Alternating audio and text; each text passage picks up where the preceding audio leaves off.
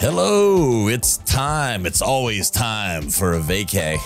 What's up, Chris Hansen? Welcome to the Vacay Podcast, my brother. What are we doing today? Another podcast on the road. You know, I'm always on the move. So I'm filming live from my parents' living room. Hey, but this is part of the consistency of podcasting. There's no pod fade around here. We get this ship rolling, you know? That's right. You just take the gear with you. That's right, baby. I've learned to adapt to the podcast life. So pod life. Just live with this mic in my duffel bag and we're good to go, baby. Exactly. I'm Brian Alford, your co-host. Chris Hansen, my co-host. We're the co-founders of Vacay, and we are taking you on the journey today, the journey of sleep. Sleep is important. We wanted to talk. It's been in all the news. I've been seeing a lot of articles. Chris and I are always on the forefront of the wellness space. You know, always try to get ahead. Every shortcut we can get. It's part of what we do, owning the brand Vacay and what we do with premium plant-based supplements. But in all seriousness, like, it's become really important. Even I think we all knew, you know, it's kind of like we talked about last week, like the evolution of what we learn. You know, like there's like this ignorance built in. Like, I think this is what I'm supposed to do and how I'm supposed to do it. But now, like, these studies come out and it's like, whoa, you will die young if you don't sleep. Oh, God, I'm going to take a nap right now, Chris. Yeah, literally.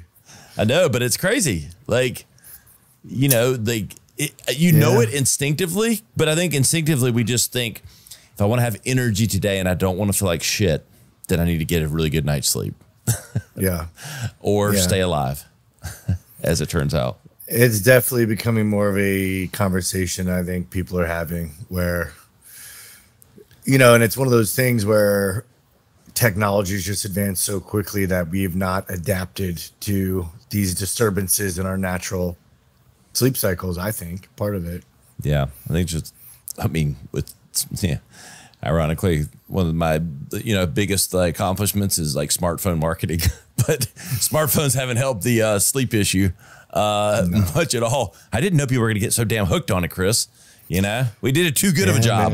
Is it my fault that we did a great job marketing these things or what? Now we just have a sleepless, depressed society thanks to guys like you. I'm going to go home and you created the problem, and now you're creating the products for the solution. It's all part of the master plan. You've been planning this for years, haven't you? Yes. No, but it's crazy. I mean, we're evolving. They start doing these studies, and you're like, okay, it starts to make sense. And I mean, I was just looking. I'll go right at it. It's like one of my little snippets for the day. But I was looking at this. Is the relationship between the amount of sleep you get and your mortality rate. So I've got this on my screen. We'll show it if you're watching. If you're listening, you should be watching on our YouTube channel, by the way. Go follow us at YouTube. Look at the Vacay, just Vacay, V-A-Y-C-A-Y, the Vacay channel. Plug in there. Go subscribe to that. We'd appreciate it. And you get to watch how beautiful Chris is talking about these subjects. But the number of hours of sleep, the sleep duration, is on the bottom axis. And on the side axis is the risk of all-cause mortality. And so here you've got from 4 hours to 10 hours of sleep, and you've got from 5% to 25% of mortality rate. So I'm going to start us off at the low end. So if you get 4 hours, if you average 4 hours of sleep a night, we're looking at right around 5.5%, 6% more all-cause mortality rate. So that's where you'd fall on all these things. So they've combined everything into one. So you might have more risk for certain things, so certain things in your DNA. This is just generally speaking. So, which means you have a 94% chance of living, but it's good. But here's where things start to get interesting. 5 hours of sleep, it's a slight 1% increase or decrease in you want a lower mortality rate, by the way, Chris. So all of you at home going, oh, high mortality or low mortality? You want low mortality. Mortality equals death. Yeah, death. Yeah. So we want this number to go down. So if you get 5 hours of sleep, you're at a 4.5% mortality rate. So you getting that one more hour, and you'd be like, oh, what's 1%? dude, we're talking about fucking dying or living. That's the Right, whole point of right. like existing. Let's 1% matters. You know, It's a strong 1% in this case. yes, sleep matters. So 1% ish. 6 hours, you get another like bump of 0.5% to 1. So that 5 to 6 is a gigantic leap. But here's where things get real interesting. 6 to 7 is like a 1.5 bump. You go from like 3.5 ish to like 2, and then 8 hours. And so 7 and 8, there's like this perfect peak spot between. So 7.5 is the official number, by the way. 7.5 is where you want to be. You get, I mean, you're almost down to like almost 1% and of mortality rate. 8, you start to creep back up a little bit, but it's pretty damn close. That 7 and 8 are like equally good. So any one of you listen out there, you're like, man, do I need 7 or do I need 8? Yes, is the answer. Either one. But here's where things get shiesty, my friend, like really juicy. So you're like, oh, more sleep's better. Mo sleep, less problems. Nope. Mo sleep, mo problems. 9 hours of sleep, you go all the way like 8%. 9 hours is worse than 4 hours. That's way worse to me. That's but wait, here's the big stinger coming up. If you average 10 hours of sleep, you go to 25% mortality rate. 25% with Why? if you get 10 hours. I need to know. It is a gigantic leap. And so I'm just going to read you straight from this article. It's really fascinating. This comes from insidetracker.com, sleep duration longevity. I'm not making this shit up, people. This is real. So it says, studies show that there's either a U-shaped or J-shaped curve between hours slept and risk clearly indicate that there's a sweet spot. One study found that a sleep duration of 10 plus hours was associated with a 34% increased risk of all-cause mortality in men and a 48%, oh, you women are screwed, increase in all-risk mortality in women compared to those who sleep an average of 7 hours a day. So but let me just tell you that this curve, it looks a lot more scary than just that percent they just quoted, because it's big leap. You don't want 10 hours of sleep a day, my friends. Is there any data as to why? I'm very curious about this. So why is sleeping longer not always better for health? Glad you asked that, Chris. That's right where the article went. You are a good co-host. Researchers hypothesize, is that a word?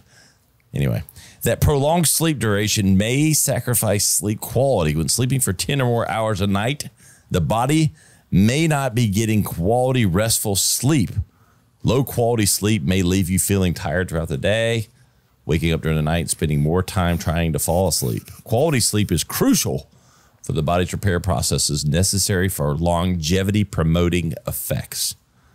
So the point being, if you sleep that long, you weren't really getting great sleep. Typically. That makes sense.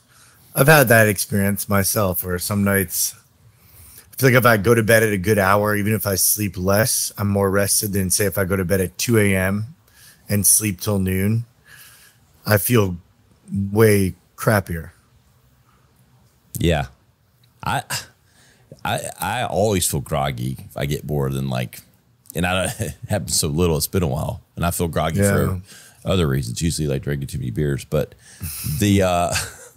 but like, if I get more than like 9, I think I'm going to feel great. Oh, I'm going to feel good. No, I feel like I'm in a head fog all the next day. It's like, yeah, same. I don't know. The study is really validating now. It says being physically active strengthens the relationship between sleep and longevity. Some lifestyle factors may strengthen the relationship, meaning those who had optimal sleep and had certain additional factors were less likely to die from all causes. The relationship between sleep and longevity was strengthened based on self-reported physical activity. So if you're working out and doing other things, it had this study, you might could improve. It's actually reverse what you're thinking. So like let's say you're only getting 4 to 5. if you're working out, you're counterbalancing a little bit of it, but not all of it.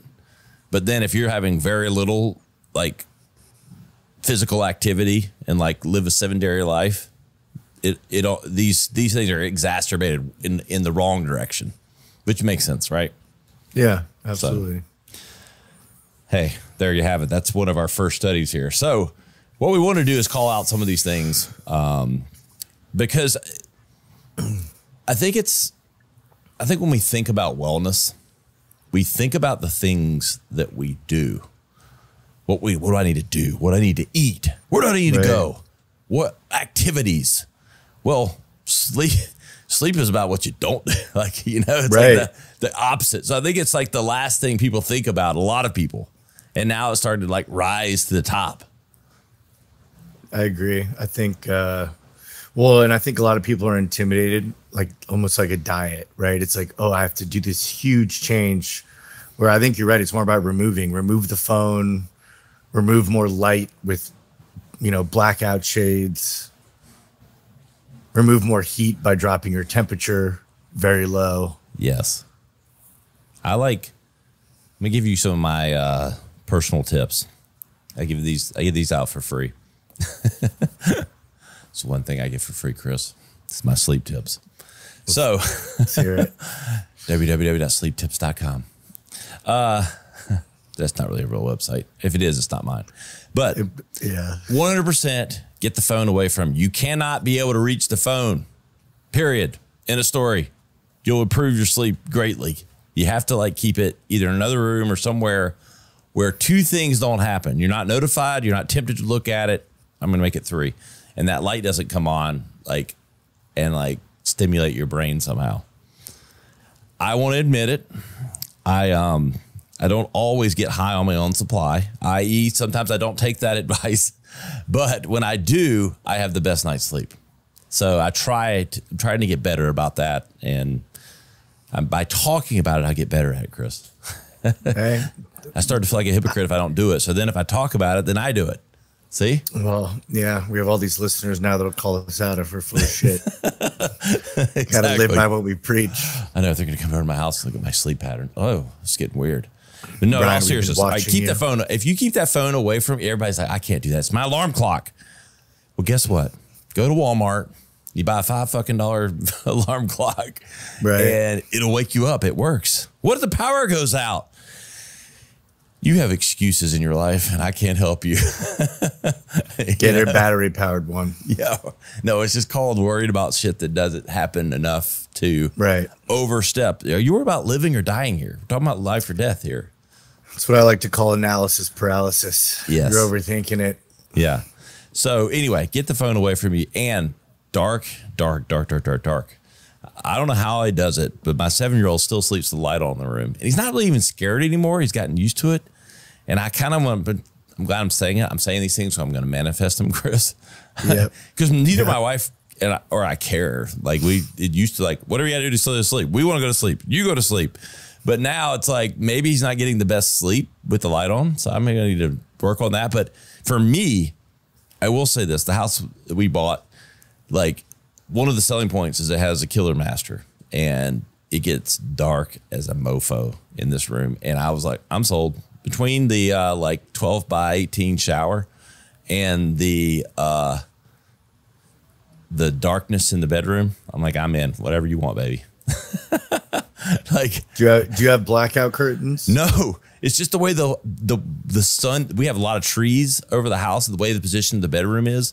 We only really have one true window, and it's got to pull down. It's not a blackout shade, but it pull down and it's pitch black. It can stay pitch black dark in that room if you want it to almost all day.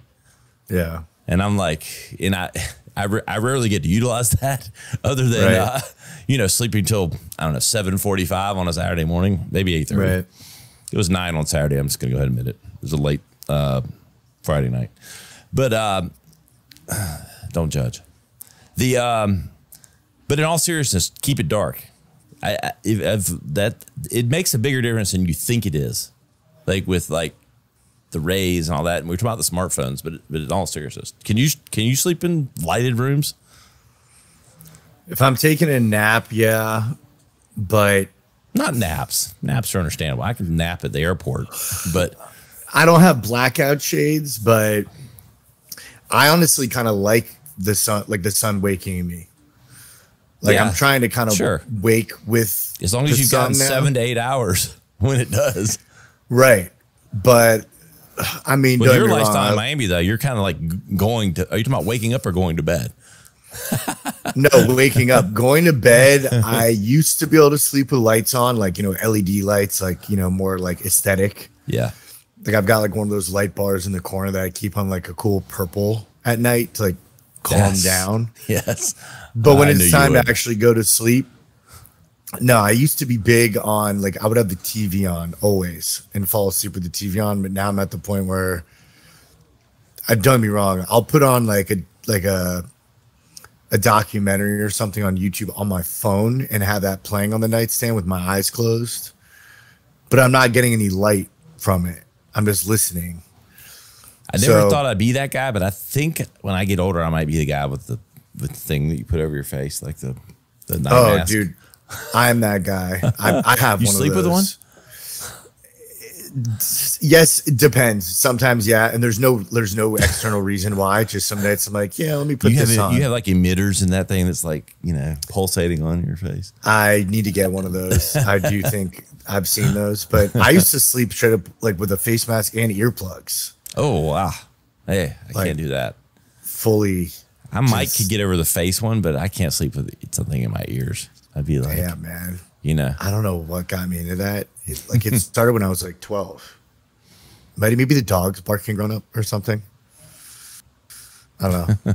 But yeah, I feel like I need to know what's going on in the room. You know, maybe it's the night terrors from too much melatonin, but like I need to be able to get at whatever's coming in. You know, even though nothing's coming in, I don't want to not be able to hear the intruders. That probably comes with having kids in the house. Like, I either want to hear what they're doing or I want to hear someone coming in so they can meet my little friend, i.e. my shotgun in their face.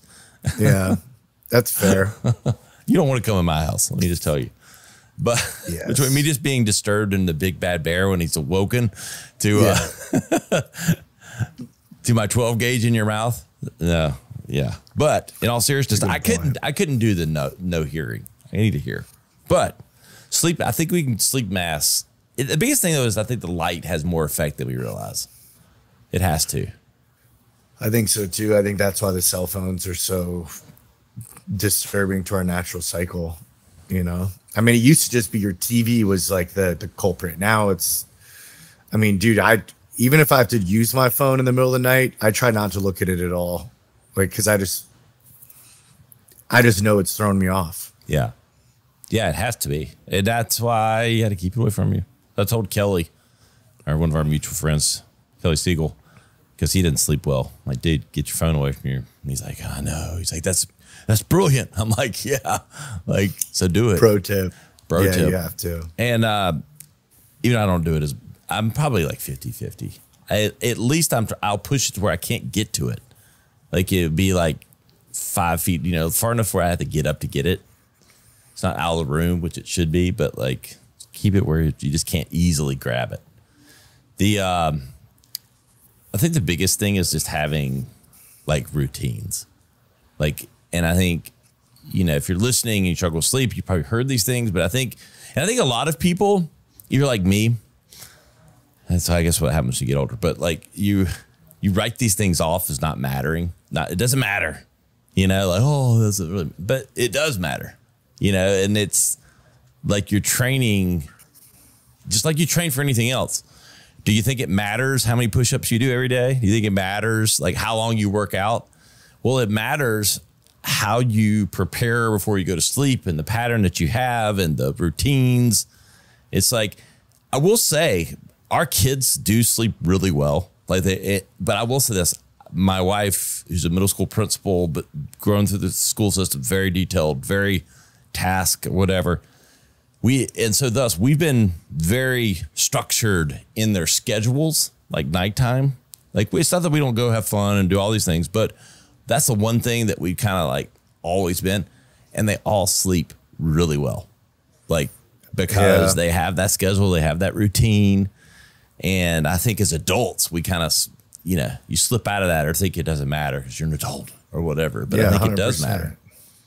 Oh, God. I mean, in college, I had the worst sleep routines. It's not really until you have a job that demands you be on a certain schedule where even I had to reevaluate. Like with you and I, we have wild schedules where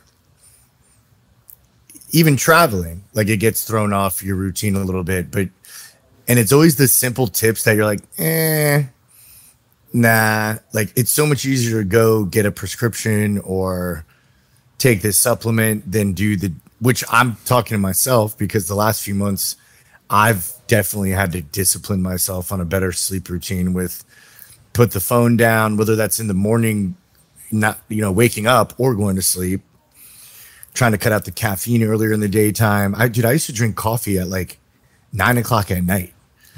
Like I'd take a nap after the workday from like 6 to 7:30, wake up, have a coffee, and wonder why I'm laying there at 1 a.m. Did you write I the can't book for sleep. the what not to do?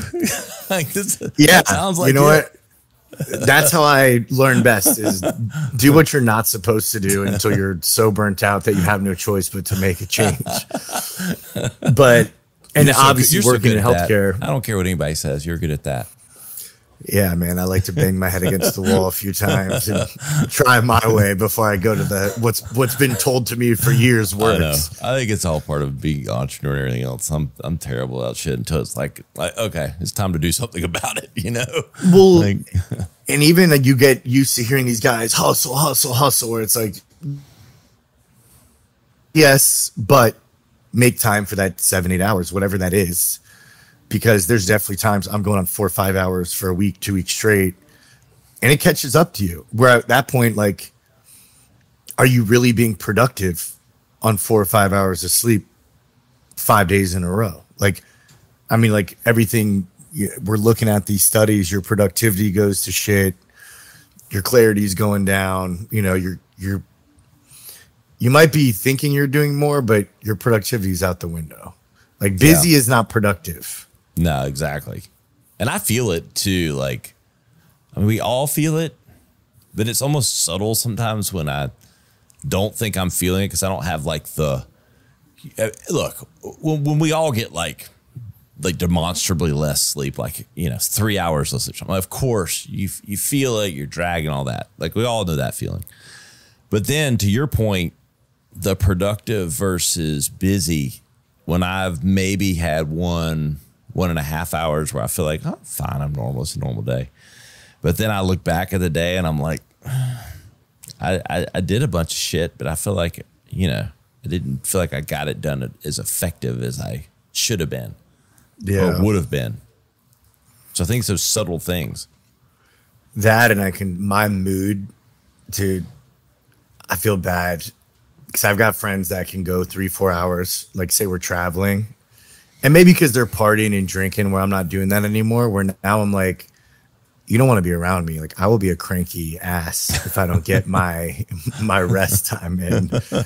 Like I've been a lot more cognizant of that, and I've accepted that's just what I need. That's just the way my body operates. Like I need that unwind, and that I'd say I'm like a 7-hour guy. Yeah.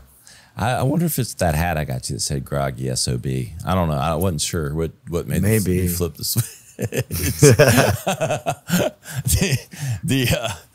I do like this. So Cameron found us a really good article here on healthline.com. 10 reasons why good sleep is important. All right. Some of these you're like, no shit. But you know what? Some of them are going to make you think. Number 1, weight. Sleep helps manage weight by regulating hormones and preventing overeating. A lot of people mistake sleepiness for hunger or hunger for sleepiness. Like when you're extra sleepy, you think you're hungry, but you're actually just sleepy. I know this to be true because I have totally, I read, it might have been a year or two ago, someone told me this. I started thinking like the days where whether it was a weekend and we'd gone out or like a weeknight where I just didn't sleep well or worked on something late. I started thinking about like the next day, and I'm like, I don't know, 3, 4 o'clock, I thought that I was like starving, like, or whatever. And I was probably hungry, but if you're super sleepy, you can think you're hungrier than you really are. So it helps manage weight and how big of a eater you are when you're sleepy. Well, I'm kind of jumping on this. If you're sleepy too, you're not going to go do the exercise. You're not going to go to the gym. Like, yeah, it's like a just compounding cycle of unhealthy shit that really all starts at sleep, I feel like. Yeah, it does, because you think you're hungry, or so I think. I also think I get like a sweet tooth or something, like which I normally do anyway, but I think it's like on like level 10. Like I might eat like 1 packet of my kids' fruit snacks, and I eat like 12 when I'm really sleepy. Only if they're Welch's. But the number 2, food choices. Just what we were talking about. Quality sleep supports better food decisions and reduces unhealthy cravings when you get enough sleep. Number 3, metabolism. All these are about your diet and everything so far. Good sleep enhances metabolic health and reduces diabetes risk. I mean, we're all looking for like something like magical. It's sleep. I mean, yeah. Diabetes ain't no joke. 1, 2, 3, 4. Performance. Athletes benefit from improved physical performance and recovery. Recovery being the big one, with sufficient sleep. I think that was that's a huge one. You hear like all the weightlifting fitness guys. I mean, that's one that always resonates with me, because I'm like, you can do all this work in the gym, your diet can be good, but if you're not sleeping, you're like, every bodybuilder says that you need sleep. You need to sleep. Yes. I think it's like they say 50% difference sometimes. You can have everything else dialed in if you're not getting that enough sleep. When you produce most of your HGH in your sleep too, your human growth hormone. Yeah. The irony of this conversation is we're recording this on a Monday at like middle of the day, like a Monday. Everybody in the room's kind of like, yeah. As I slam an espresso right before we start recording. I'm having a healthy monster. Monster. It's sugar free though. Full bodied monster. Classic. Yeah. Today's episode brought to you by Monster. No sugar energy. Not really. But anyway. All right. Brain. Sleep enhances cognitive functions like memory, concentration, and problem solving. And this is where I think it's back to what you were talking about, like effectiveness. This is where I get it. I'm like, I feel like I do something like 4 times when I'm sleepy. Like I'm like, all right. I mean, I'm like, I do the same thing like 3 or 4 times, like, and to get it where I need it. Yeah. Mood. This is yours, Moody, Mr. Moody. It's me. Adequate sleep promotes emotional well-being and reduces mood disorder risks. I mean, nailed it, bro. That's me. And sleep was always been like not a healthy habit for me until I would say the last like 2 years. Yeah. Especially in my partying days. Not a lot of sleeping going on there. It's like, no wonder you felt like shit. Yeah. You barely slept. Yeah. That's what happens when you do coke. Yeah. That's what I hear. That's what I heard. Yeah, I know. We've all been there. Mood. Adequate sleep promotes emotional well-being and reduces. All right. Already read that one. We'll strike that one. Heart health in my list. Insufficient sleep is linked to higher heart disease and stroke risks. I mean, this is like the who's who of every health issue. Like, literally. That sleep. I mean, we should know these things, but I just don't think it's like, again, everybody's not aware of this. Like they know that it's good, but they don't know discount it. Yeah, or they don't know the specifics matter. Yeah. Like sleeping's good for you. Yeah, it is good for you, but it doesn't become real for you until you get hyper specific. Like these are why it matters. I'm getting more hungry. I've got a bad heart. Holy shit. Like, okay, it gets more real the more specific you are with what the real risks are. So heart health, insufficient sleep is linked to higher heart disease. I mean, there you go. Immunity. this is back to what we talked about before, how long you live. Quality sleep strengthens the immune system and aids in fighting infections and mortality. Which is common knowledge. When you have a cold, everyone's like, get some rest. Go get some sleep. Yeah. But if you're normal, people are like, fuck it. 3 hours. Give me caffeine. I'm good. Yeah. Give me an energy drink. Oh, no, I'll just drink some coffee, man. I'll have soda later. But if you don't tell somebody, okay, no, you need sleep because you're going to live longer or die faster, which one you want. Now we're just scaring everyone. But anyway, you get the point. Inflammation, chronic sleep deprivation increases inflammation in the body. That's why my wrists hurt sometimes. Like, I feel like literally like if I go work out, like stuff that would normally not bother me feels tighter, or like I don't have like the flexibility in my joints. I feel like there's inflammation because if I know I didn't sleep as well the night before. Well, and everything is causing inflammation now, where like food or diets, where like if sleep is one way to combat that, that seems like a pretty easy way to try to combat a problem that everyone's facing outside of taking, Advil. Yeah, exactly. Which is not super healthy. And I think, but you bring that up, and that's where, with vacay, we've come up with a product that we really believe in. But I think in this article, that was kind of the end of the article, but the 10 things, now that we've scared everyone, everybody's like rushing to go lay down right now. I really should get a nap. I need a rest. But you've had all these prescription drugs come out, Ambien, everyone, like, all these things like Band-Aids and, and like PM this and PM that, Advil PM, Tylenol PM, and all these things. And don't get me wrong, if you struggle with sleep, there's no judgment here, but like it's become this epidemic of, I think, going to like the nth degree, back to like the analogy, like we said, of, I have a glass of beer, but I don't, do a keg stand. It's like the same thing with sleep. Okay, I'm not sleeping well. It's serious. It affects your emotional, all these things. Well, let's put you on the strongest medication possible to like completely wipe you out and your memory and everything else.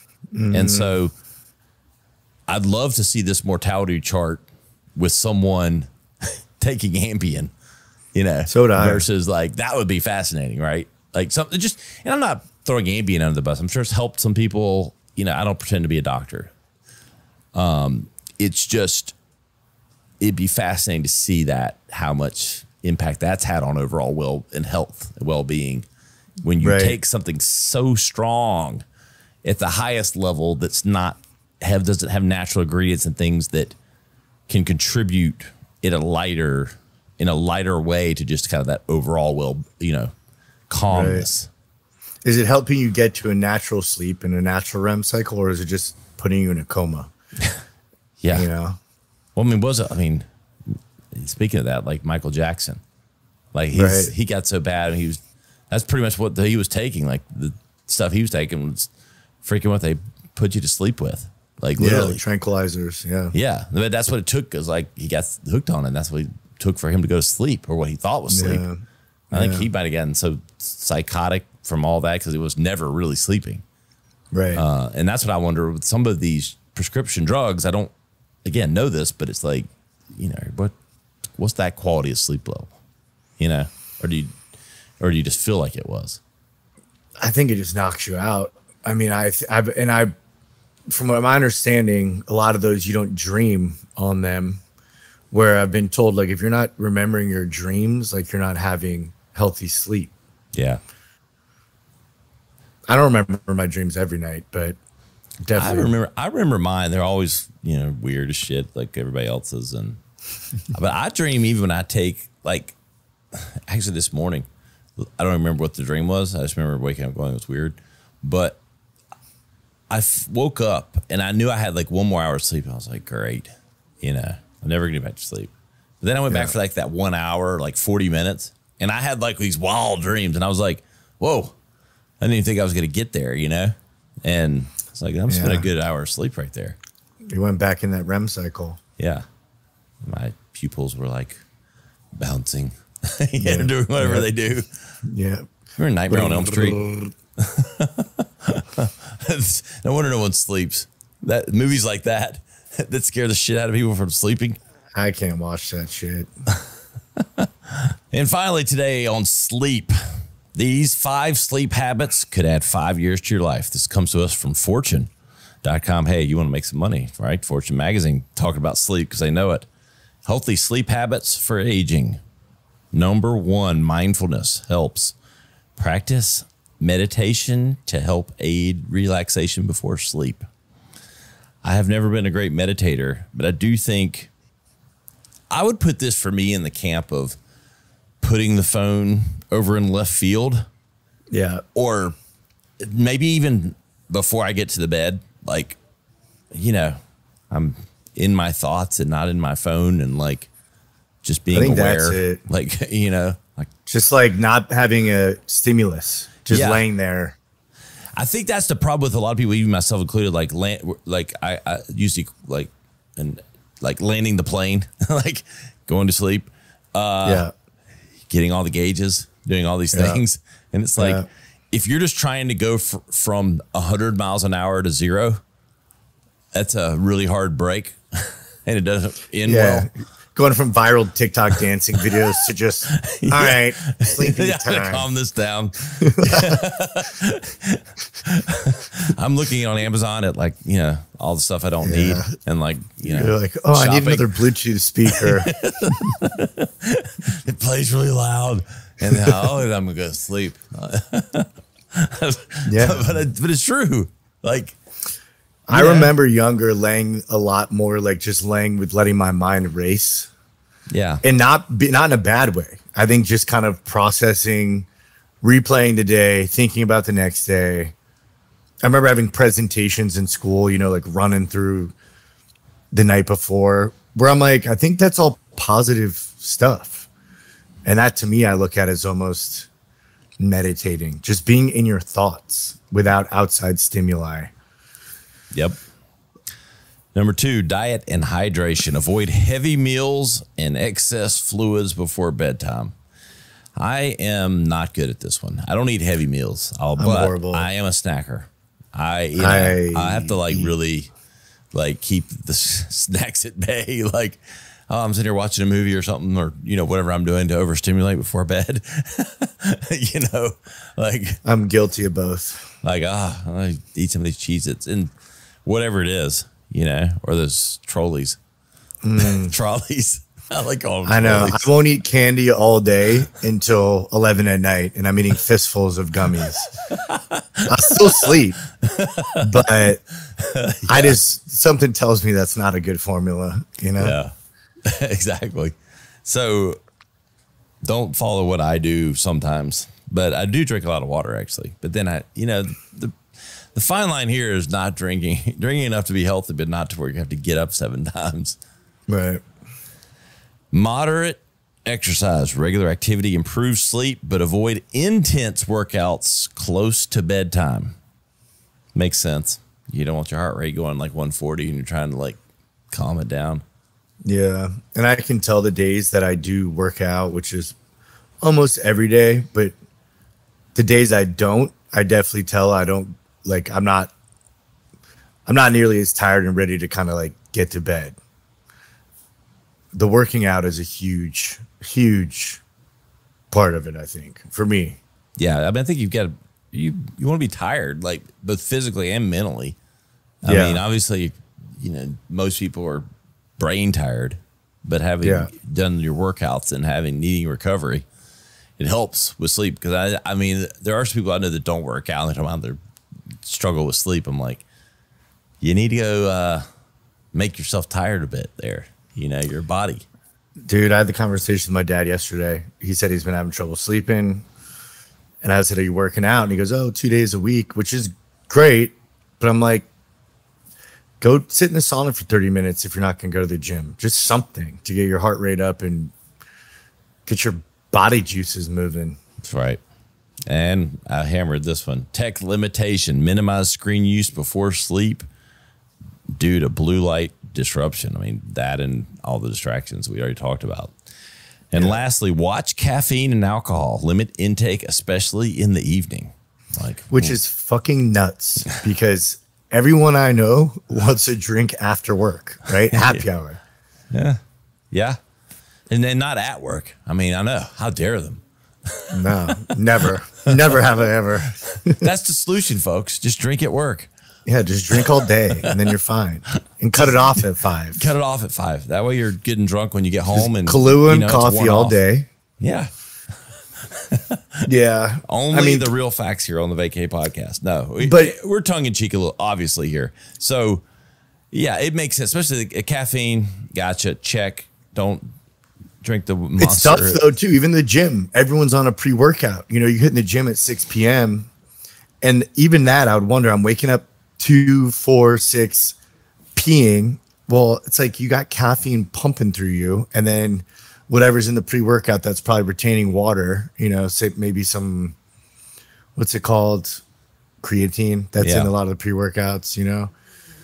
It's it truly is like, it's a lot of discipline on yourself and awareness of your routines. You have to really evaluate, what am I doing? Where I've become now more of a morning gym person because of that. Yeah, I know I want to take pre-workout. I never work out. If it's like, I mean, never a strong word. 99% of the time, my workouts happen before noon, and most of them are 7 a.m. ish. You know, like just if I don't get it in, it's like never going to happen. Sure. And then I don't know if it's this as much, but I just don't have the same energy. Like I don't get as much out of it because I'm, you know, it's harder to hit the gym after a full work day to find that motivation.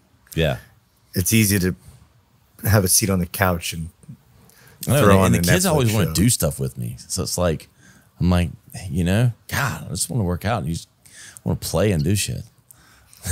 Well, I guess that's a different form of working out. No, I'm kidding.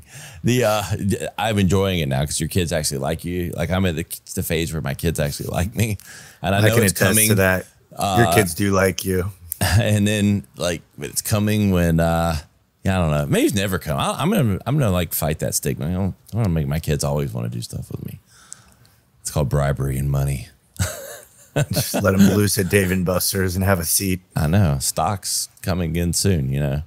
But yeah. So, but there is the irony of the alcohol. Like, I mean, which I don't know. Like, as long as everything in moderation, including moderation. But it's like some people swear by, you know, a glass of wine and they go to sleep. Like, okay, I don't know. You want to mess with someone if you're healthy otherwise and you know what's good for you. I think a lot of this is personal. I mean, some of these stats are great and all, but it's like finding the personal balance for yourself. But just knowing the ramifications if you veer off of this too much, you know, or at least the consistency. I think you nailed it. I think everyone's different. Find what works for you. I think it's more of just be open to experimenting with some things, because not sleeping makes you miserable. And I feel like we've had a lot of conversations with people, being that we, you know, have a product for sleep. People are desperate. If you're not sleeping good, people get very desperate for a solution. So yes, I mean, it'll drive you to the wacko train real quick if you're not sleeping. Yeah, I mean, real quick. Like that's just, I've gone, if I go 2 nights, like if I pull back to backers, like with, let's say, less than 5 hours, I get into cuckoo. You don't want to be near me. Like, woo. I mean, like, even over the holidays, my family knows, like, my brother-in-law will be like, I think you need to go take a nap, bro. He's like, why don't you go, like, you know, take some alone time? Like, you're getting a little bit ornery, you know. The nephews are afraid of you right now. Go take an hour power nap. You had your moody SOB hat on. Oh yeah.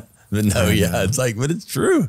I mean, like, but it's just, I can almost feel like the things going through my head. I'm like, I don't need to take any of this too serious right now because I'm not thinking clearly. Like, what if I've had like 2 back-to-back, not all night, 2 all-nighters, I'd be probably dead on the floor. But like, really like maybe like 5 hours total, 6 hours total sleep over 2 nights. And it's been a while, thankfully. But man, that's why. But so I have done it or had it happen or had to do it for whatever it might have been, a sick kid one night and then something else personal the next, who knows. It's happened enough that I've seen that I have this empathy for people because I know how, I'm like, damn, I had to do this. This was happening every night. I mean, it is desperation. Oh, it changes you and it's horrible. I mean, it's torturous. So it's a huge problem that I think, like you said, we've all heard these things for years. And maybe it's just at the point where, because I feel like you talk to if someone's in a shitty mood, like a lot of times they're like, oh, I didn't sleep well last night. And that's a perfectly acceptable answer because we all are like, dude, I get it. Yeah. Been there. But I think it's a matter of with technology and we're so overstimulated, you have to actively make attempts at, and it starts with you and your discipline. Like, all right, I'm going to take my control of this and try it. Let me try it and see what works for me. Yeah, exactly. And I mean, as much as I'm not, the phone and everything like that, I do think there's apps, and maybe we'll do an episode where we talk about some of the tech that's come along with these things, wearables and things. But there's apps like setting timers, different things to remind you, like, okay, set a timer for when you turn the damn phone off, but like different things that you can do as part of your routine. There's apps and technology that can help with that. So maybe we'll do an episode on for sure on some of those things. But so, I mean, hey, everybody, sometimes you have these things and you have these learning things. All we're saying is get more sleep, damn it, but not 10 hours. No. Yeah. And if you need help, go to takeavacay.com. Our Unwind product is one of our highest reviewed products. And we'd love to give you some free samples. We're going to have a giveaway here soon. Chris, appreciate you, man. Appreciate you. We appreciate everyone else. Tell Storm to take a nap and calm down. He needs some unwind. We need some doggy unwind vacay. we need some peanut butter CBD treats or something. Exactly. Well, we really appreciate our producer Cameron would help with the notes today. Sawyer on the ones and twos. Chris Hansen coming to us from Sarasota today. I'm Ryan Alford. We'll see you next time on the Vacay Podcast.